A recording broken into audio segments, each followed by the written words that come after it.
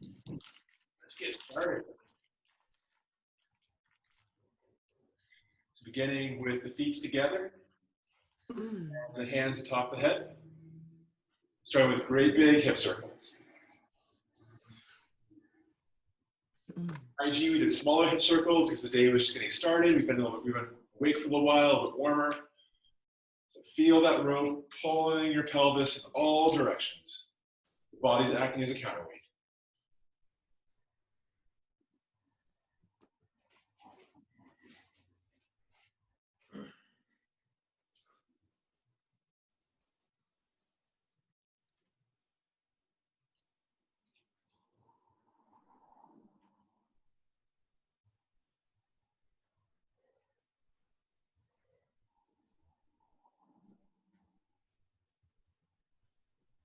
And two more in this direction. Very nice, changing directions. First couple circles, making sure that back is nice and relaxed. You can go for a complete round. If there's a sore spot, take your time, gently roll through it.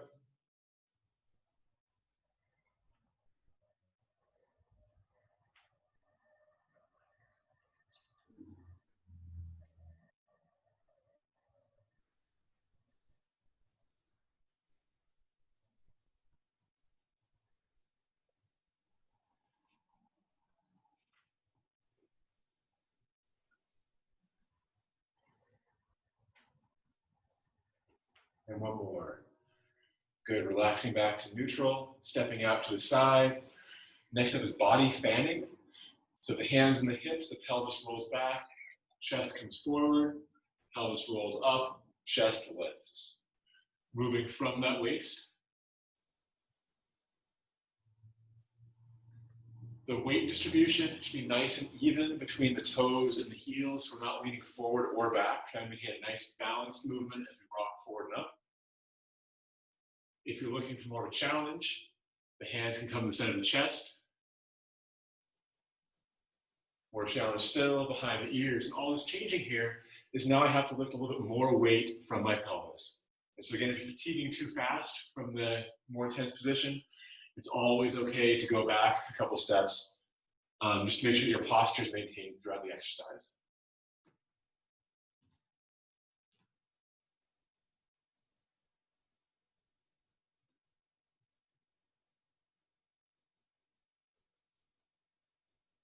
Two more. Last one. Narrowing that stance just a little bit. Same basic hip movement for the next exercise. Sinking down, back is straight. Raising up, arcing back and over. Sink to lift.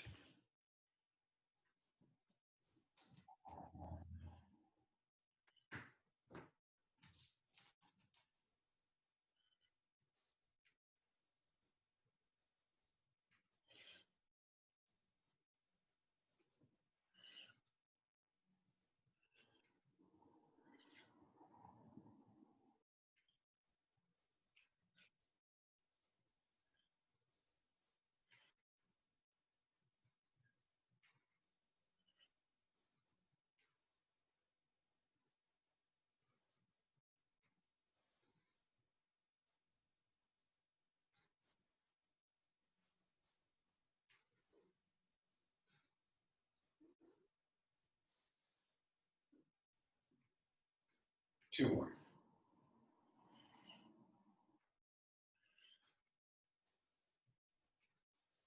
Very nice. Widening that stance a little bit.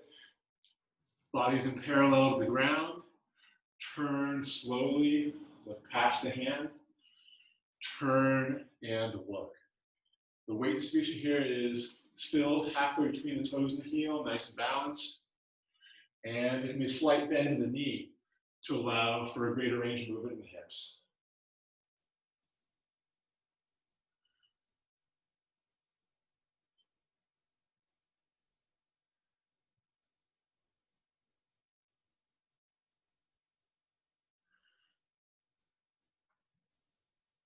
Last two. And now 10 more with that dip and through. Trying to paint the ground with the top of your head.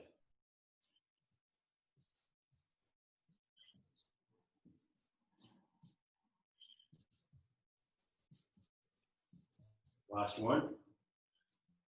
Rising back up a little bit. Feet a bit more than shoulder width, hands on the hips.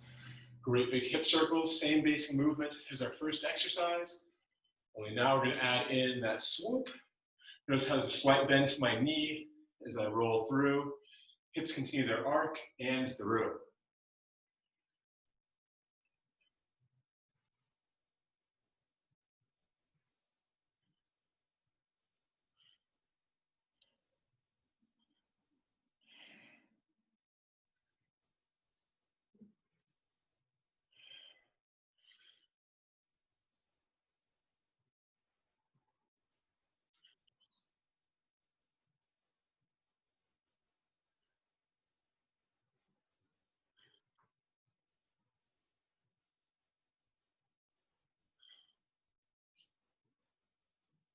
2 more. Last one. Changing sides.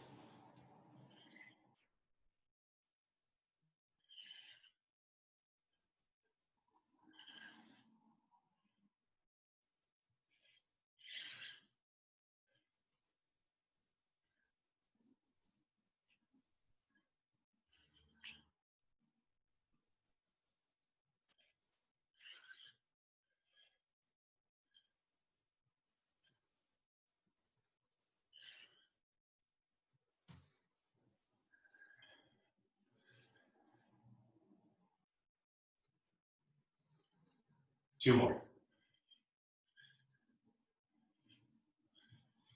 Back to neutral. Shake out the legs for a second. Stepping to the side, raising the foot. Opening up piriformis. 1, 2.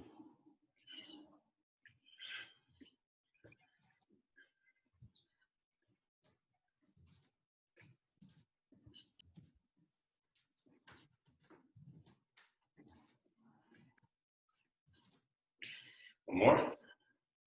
Very nice. Shake the legs out. Slight bend in the knees. And 5 knee circles. Other direction.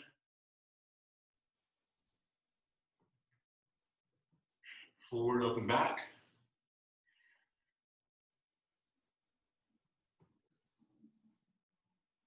Back to neutral, back, open, and forward. One more. Good, shaking the legs out. Okay, for our low stance warm-up of the day, we're gonna draw from Sunny's warm-ups, and we're gonna do the foot release. So stepping 1, stepping 2, the leg comes into a figure 4, turn, and draw. Let's try that together. Step up, step behind, front leg lifts in a figure 4, turn, and pull.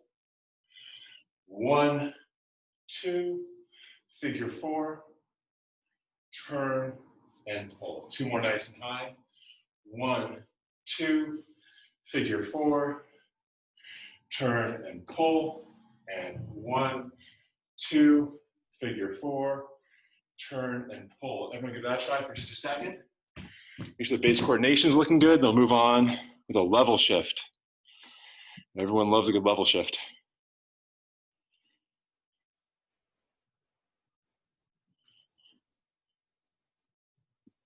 Good, Eric and Carol and Han. Very nice, Derek. Good, April.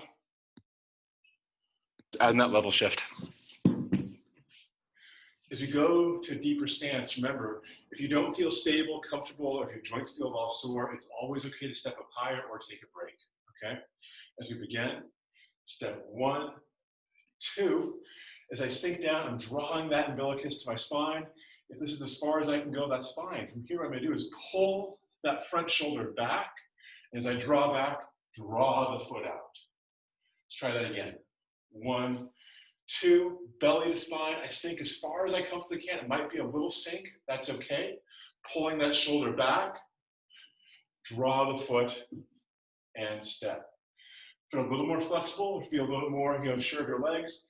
You can sink down a little deeper, pulling that same shoulder back, twist and draw. 1, 2, draw the shoulder, twist and turn. 3,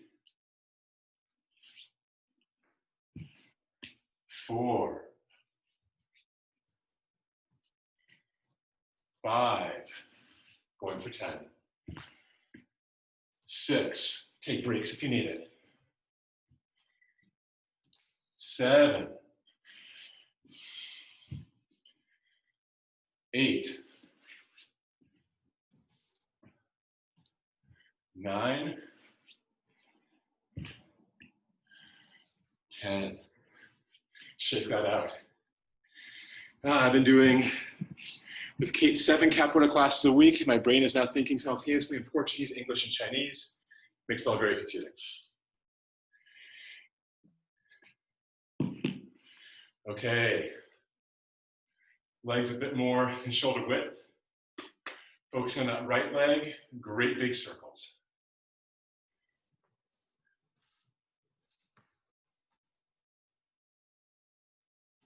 Once that shape feels smooth and comfortable, draw on that foot grab. There was a very light foot grab. And study where in the leg you feel that draw. I find it was easy in the beginning to feel something in the lower leg, especially in the front of the lower leg. If you keep your mind there and focus on how that movement has cycles around the front of the leg, eventually you may pick up some cues that'll help you carry that movement, that body feel, into the upper leg and maybe even to the very base of the pelvis. From there, engage the umbilicus, drawing towards the spine, help to carry that round and pull into the middle, making it accessible to the torso and traversing the hips. And as all of you know, passing the hips is one of the hardest parts of this practice.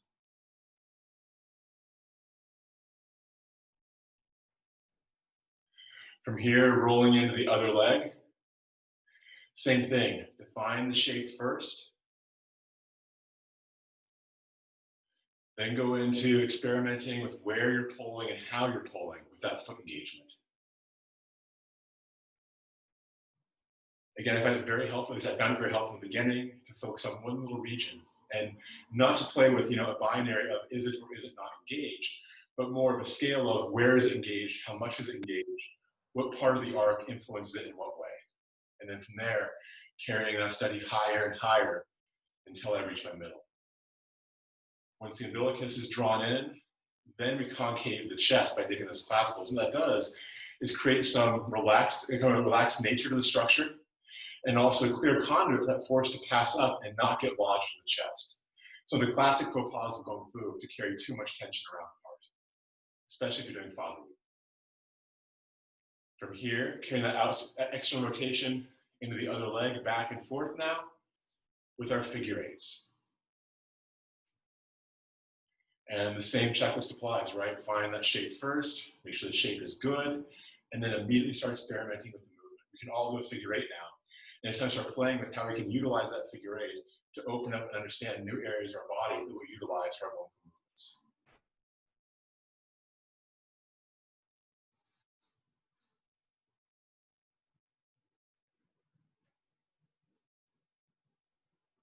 The foot draws into the belly. The belly goes into the chest. From the chest, raising that head neck. So the force, again, doesn't get stuck in the chest, but has a clear conduit just to lift up and expand out. If we're not going to use it to Fa Li, we just let that draw come out and roll through.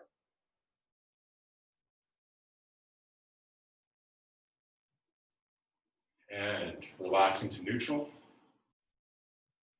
Bringing attention to that first leg, internal rotation. And real quick, when I say Fa Li, I don't mean that on Fa Li, that explosive power is the only kind of Fa Li. We can also mean that Ming Fa Li, that relaxed, constant movement that can spark into an expression at any moment. And so Fa Li isn't a tense hold to a pop. It's a drawing and accelerating of movement that can at any time be turned into a forceful movement or powerful movement. Can you discuss how that pertains to protests? Right? How many words do you want on that? Wait, which kind is which again? So the gather to pop folly that we use so much in Pouchway isn't the folly that we're after here. We're after here is the kind of folly that constantly rolls and coils and is accessible and never ending until essentially we spark it like a battery. We find a place to let that pop out. And so it's not gather, gather, gather, pop. It's constant roll, constant roll. Up there's something, and we just move right through it. Does that make sense? And then left leg, internal rotation. Remember, there are 4 kinds of folly that I've yet been made aware of. That big explosion, that constant roll to expression. Then, of course, there's breaking a chair with your butt and not letting a bird take off your hand. Somehow those are also still waiting for the full explanation of Baguazhang on that one.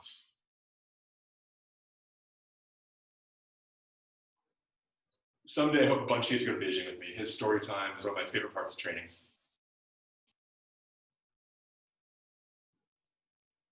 Like if you're into, grand tales of dudes balancing on lotus blossoms, that's the guy to talk to.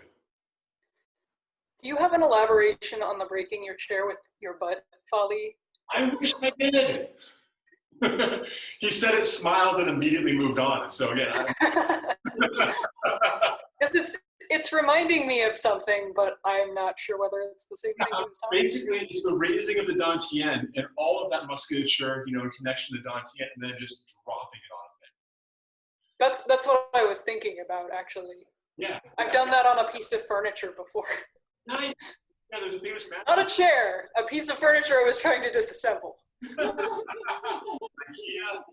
Going into our figure eights. The story as it went was there was a famous master who was being challenged in a bar by some younger dudes who ought to have known better than did. And the way he established his dominance was by breaking the largest bench in the bar with his butt. And then breaking the second largest bench to prove it wasn't a fluke.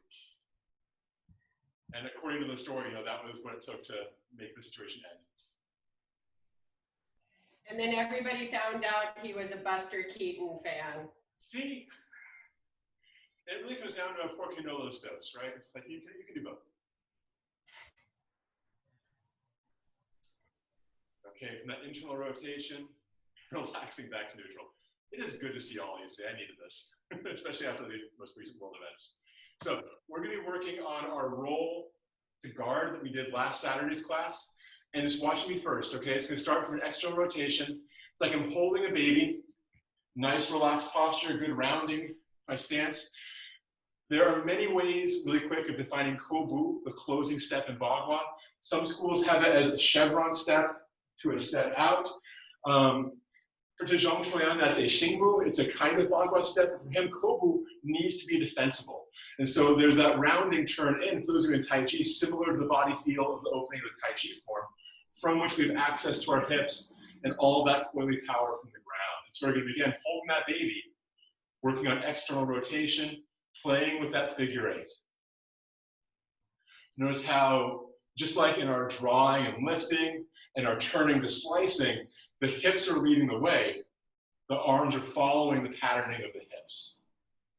From that constantly coiling figure eight, we're going to break that rotation and turn it into our folly potential. And we do that as I round to this side by creating that circle, and then the drill, and then there's the guard. Immediately going back in to holding that baby. And I'll do a side view and a back view in a second for everybody. Going to the other direction, I round, drill, guard. From side view, I find that rhythm. I round my front hip, drill my back hip, and as I'm drilling into that back hip, the arms can roll over and become my Bagua guard. Drawing back in other direction. I roll that front hip, drill into the back, facing away from all yous. Rolling, rolling, roll that front hip, drill that back hip, rolling, rolling, roll the front hip, drill the back hip. So facing on, head on again, back to that roll. 1, 2, 3, and open. Drawing back around. 1, 2, 3, and open. Drawing back in. 1, 2, 3, and open. 1, 2, 3, and open. And relax for a second. So a bit more detail before we go back into the movement. There are several angles that this expression can take, right? It might be, there's somebody, where's Fritz here? There's a person right in front of me, I've gotten around them, and I'm throwing them over my leg, right? It might be the person who's pushing into me, I've gathered them in, I've caught their arm, I've got them into an arm bar. So there's the catch, drawing their arm in, rolling through to more of a tuo shin type movement. It could be an explosion out, it can be a roll to throw, it can be a lift to drop, right? My recommendation for all of you is pick one of those three and just play with that for a few times until it becomes clear. Once you get bored of that, start bringing in the next and the next and the next. If you have questions about that, please, of course, let me know. So back to our kobu and roll. 1, 2, as we roll around, Baguazhang, push your eyes to the palm. Drawing back in, gather. 1, 2, 3, roll to drill. Gathering. 1, 2, 3, roll to express. 2 more together, and I'll watch all of you. 1, 2, 3, to over. 1, 2, 3, to over. At your own pace, give that a try. And I'm going to go from person to person, making sure everyone is moving along on this. Fighting kilts. Kilts made for kicking. That's what they were for, I believe. Yeah, no, that's, but like, I guess just like more breathable maybe is what I'm saying. Yeah. No, the pants I've used are great. I mean, I can train in them in 80-degree heat in Beijing, sweat through them and have them be comfortably dry an hour later, which is just, for my work, it's exactly what I need. Yeah, I used to love jeans and just have not been able to fit into them for years. Well, that beats the super heavy cotton uniforms in Aikido, the gi. I'm so happy we don't wear full Chinese uniforms in China. Like what I'm wearing right now would be a little too formal because it has a school logo. I mean, but it's just like come as you are and train hard. Like, I have one teacher who's trained in board shorts. It's great, or taught in board shorts rather. Okay. I'm used to the Aikido uniform, but it helps if you have air conditioning in the summer. And in Beijing, where it has like a 30-degree temperature delta and can hit 90% humidity pretty quick, that would just be an unhappy day. Like I get to the temple and by the time I leave, it's 30 degrees hotter. It's so hard to plan and pack. Oh, it's a crazy flux. It's a crazy flux. It's really weird to have that when there's high humidity, though. Humidity usually makes the temperatures more level. No, we can ask Derek about how his skin was falling off at some point, and also the mosquitoes that were about the size of your face.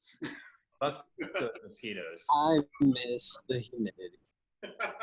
Fuck the humidity too. This all sounds so tempting. It's all the things.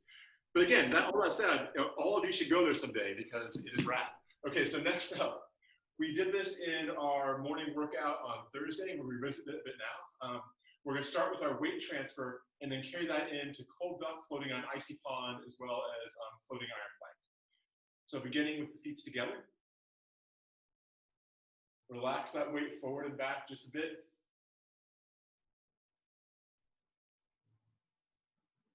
Feel yourself heavy on your feet. Feel your legs heavy, your belly heavy. Just let everything hang for a second. So we're going to stack it very intentionally in just a moment here. Once you feel your weight kind of spread out through the bones of your feet, grip the ground slightly with your toes. Just enough that you feel the arch of your foot becomes just a little bit more present, like a suction cup is filling just a bit, but not so high that you're walking on a balance beam. Make sure that it's still a comfortable foot arrangement with just a little bit of arch engagement. From there, you may feel the weight kind of feather out to the little toe just a bit as the foot spreads on the ground. From that foot grab, we're now going to engage the umbilicus. As you pull the belly button in, what we're trying to do is bring that pelvis to neutral. not forward, right? Just neutral to such a point we feel the muscles in the belly and the muscles in the back working evenly to create a feeling of suspension in those hips. And if those of you who do wall sit, it's the same kind of feeling you get in wall sit, where your back's pressed against the wall, the pelvis is removed from the wall just a centimeter, and the hips hang. And if you haven't done that, I highly recommend it. Just try to find a way to build up to 3 or 4 minutes so you can really feel what happens as the pelvis drops away from the spine. You get that suspension, and then all the articulation in there that you can then move from. Nextly, knitting the clavicles together just a little bit, concave the chest, which in turn will splay the scapula and bring the shoulders ever so minutely forward. And then the raising of the back of the head at the occiput, that bone at the base of the skull, to create a little bit of a lift through the spine. From here, we're going to try to get all of our weight into our bracing leg, into my right leg. To do that, I'm going to lift up, pull through, and then press down. And as I press into that right leg, I get space in my left hip. That left hip is going to pull across body to my right shoulder. And all of a sudden, my foot can leave the ground without my body listing to compensate in either direction. From that lift and that active engagement with the belly never releases, the belly is always holding. I'm going to let the belly set the foot back down. And for the sake of practice, bring the weight back to neutral. Every time I do this, I'm going to run through my checklist of feet, belly, chest, head, neck, just to make sure that I'm building the proper habits of always having these engaged and not skipping from phase to phase to miss one that might be more uncomfortable than the others. So feet grab, belly drop, chest concave, neck lift. From here, lifting out of that left hip, drawing up and over through the dantian, pushing down into the right hip, and as we press, freeing and raising that leg just a little, and setting it back down. Back to neutral, once more this side, feet, belly, chest, head, neck come online, the weight lifts to pour, and from that press, the left foot can then raise, and back to neutral. With the weight even, we're now going to shift to the other side. So again, feet, belly, chest, head, neck, lifting now from that right side, taking your time because it'll be a little bit different. As we organize that musculature up and over, taking your time as we arc into that press, feel that pressure sinking into that left hip, pushing down actively, creating space in that right hip as the hip draws across body, raising that left foot just a little off the ground, feeling that lift in the belly, setting back down with the belly and neutral. Once more to this side, then we're going to go back and forth. Feet, belly, chest, neck, the weight lifts, presses. As it presses, the space appears for me to raise that right foot up, back down, and to neutral. At your own pace, work on that sequence of engagement, that pulling of the weight across and over and down, and really try to feel that press as the initiating movement that gives you space for the other hip to lift. Remember, in Kung Fu, we can never lift out of nowhere or sink out of nowhere. We raise from the head neck as we sink down to give stability and structure to our bodies. We push as we raise up so we can create an elongation through and a connection into that ground. Okay? Take your time with this for a minute.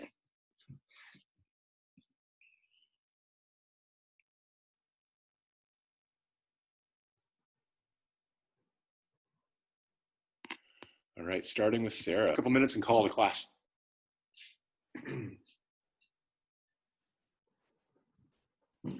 So, feet together. Relax the weight. Foot grab to belly draw, the chest concavity to head neck lift as the weight pours up and over, pressing into my right leg. From there, it frees my left leg to lift from the belly. Take your time on this first lift and feel how the raising of the hands and the foot changes position in the stomach as you lift up. Maintaining that belly feel in what I'm now going to call this neutral posture. Relax your breathing around the belly engagement. So it's possible to use those deep muscles without hindering your breath. We're going to go forward first, and we're going to move from an exhale, watching me. As I move forward, I'm not going to jump any part of this. I'm going to use that slow exhalation to pivot from the hip. Constantly maintain that feeling of belly control as I press. My hips are flat. My hands are reaching fingertips up. My foot is reaching toes to the ground. As I reach, the belly feel is still there. I hang out here for a cycle of breath, inhale and exhalation. And then on the next inhale, after that, I use that as the trigger once again from the middle, pulling from the belly as I slowly draw up, letting that weight take its time in each angle of the hip, making sure that I can control from my stomach throughout this rotation. As I return to that neutral posture, I make sure that belly feel is still there. If it's not, I might drop my foot down for a second and re-pour and re-lift to make sure I'm drawing the belly with me as I go into the next part of the exercise. With the belly feel in place, I now go back. And same as before, I relax the breath. I use an exhalation to trigger the movement. And with that exhalation, I take my time reaching, engaging the stomach, actively pressing into the ground at my base as I draw through, ending into full extension if I can, engaging the support for a cycle of breath, and once again using the inhalation to initiate from the middle, not jumping over any of the uncomfortable parts. If I fall, that is okay. As I draw up and back to neutral. At your own pace, everyone try 2 more of these forward and back. We're going to change legs in a second.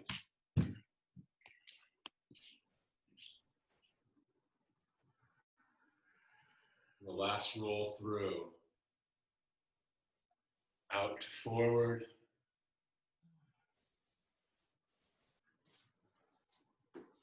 Drawing.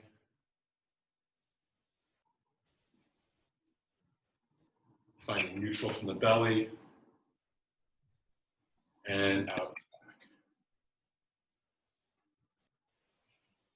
Okay, when you finish that cycle, relaxing down, because battery the computer has left.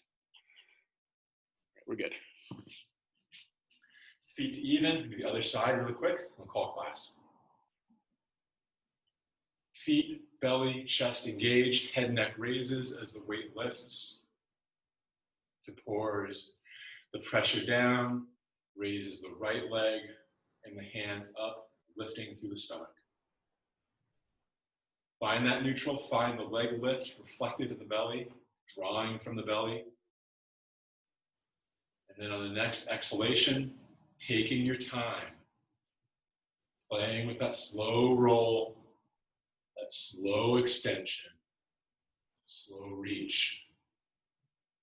From the middle, engaging the middle, pulling into that racing leg as we press.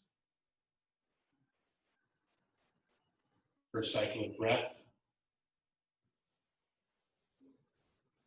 And then from the inhalation, pulling again, initiating from the middle, taking your time as you draw up, through the leg, through the ground. Back to neutral, shaking it out if you need to. And then after that cycle of breath, reaching back on the exhalation, pressing, drawing from the belly out to both the hands and feet as we press out and back.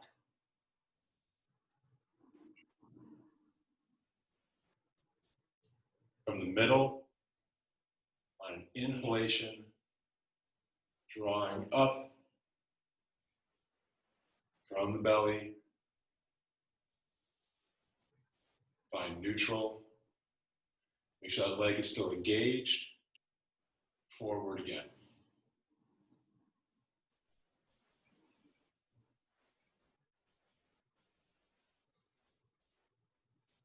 Cycle of breath.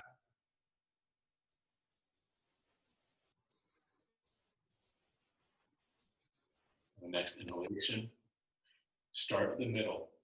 Don't fall into the temptation to move from the extremities. Move from your core. Feel that hip slowly roll in the socket as it draws your body to stable. Catch your breath in neutral. Take a true rest if you need to, right? And then again from that stomach, out and back.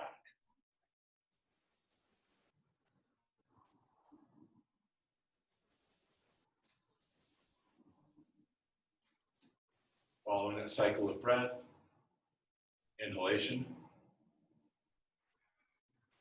to neutral, and then one more on your own.